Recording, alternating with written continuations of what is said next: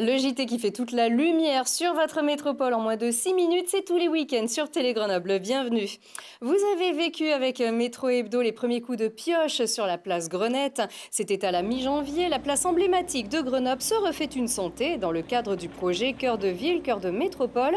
Après le retrait des potelets, des vieux candélabres et surtout des jardinières portant des arbustes, des arbres viennent de faire leur apparition en pleine terre. 10 Zelkova serrata exactement, adapté à la physionomie de la place et des besoins des usagers et des clients des terrasses.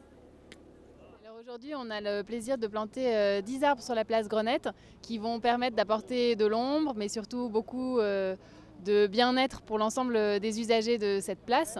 C'est quelque chose d'assez rare de pouvoir planter comme ça des arbres en ville, dans des zones piétonnes, dans des zones très contraintes.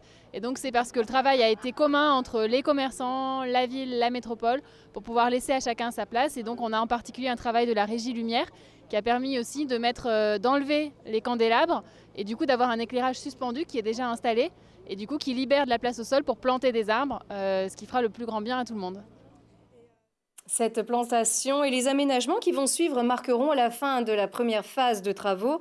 À l'aube des beaux jours, la fontaine de la place Grenette est elle aussi en cours de rénovation. Elle devrait pouvoir être remise en eau au mois de juin.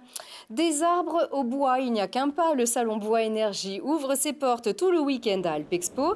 L'occasion de découvrir toutes les solutions pour changer votre cheminée qui peut-être émet beaucoup de particules. 40 poêles et cheminées sont en fonctionnement devant vos yeux, pourquoi pas pour vous donner des bonnes idées.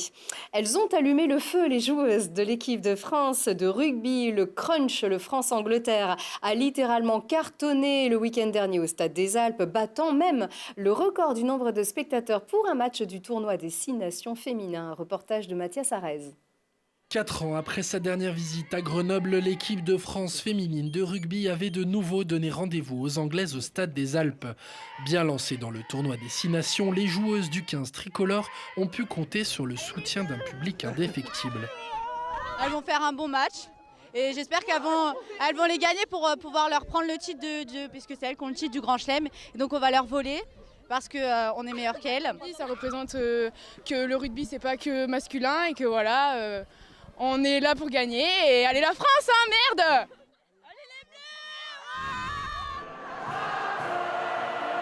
À domicile, les Bleus ont démarré la rencontre en encaissant rapidement le premier essai. Pour le décalage sur dos et le premier essai de ce match. À la demi-heure de jeu, c'est l'arrière Jessie Trémoulière qui relançait les débats avant que Caroline Drouin ne permette aux 15 de France de prendre la tête peu avant la pause. En deuxième période, ce sont des Anglaises batailleuses qui ont pris le dessus sur tous les fronts. Un essai d'Amy Cockayne et une pénalité d'Ellie Kidune voyaient les Anglaises se rapprocher grandement d'un succès. À 3 minutes de la fin, le 15 de la Rose conservait toujours une avance de 4 points, mais c'était sans compter sur la redoutable Jessie Trémoulière qui délivrait son équipe dans les derniers instants. Une victoire sur la pelouse qui rapproche les Françaises du Grand Chelem, mais aussi une victoire en tribune avec un record d'affluence en rugby féminin. Je crois que la record d'affluence était 11 000 et là c'est vrai que 17 000, on ne s'entendait même pas sur le terrain, on sentait que le public était là et que voilà, il fallait emmener notre force aussi. Et eux ils l'ont emmené, nous on l'a emmené et le résultat final on a gagné. Le fait que le public pousse aussi derrière nous, le fait de jouer chez nous dans un super stade des Alpes. Merci Grenoble parce que vraiment c'était super et on en gardera un super souvenir.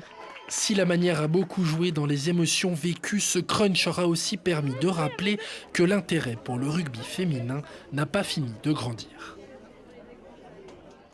Et si cela vous a donné envie d'en revoir du rugby féminin, les Grenobloises des Amazones reçoivent leurs homologues du Stade français. Les Grenobloises sont premières de leur poule de National 2 féminine. Elles sont assurées de monter en première division la saison prochaine. Et ce dimanche, alors pas celui-ci, mais le prochain, elles reçoivent les secondes. Donc le Stade français est deuxième. Un beau match à vivre au Stade Lédiguer dimanche à 15h. Merci de nous avoir suivis. Très bon week-end.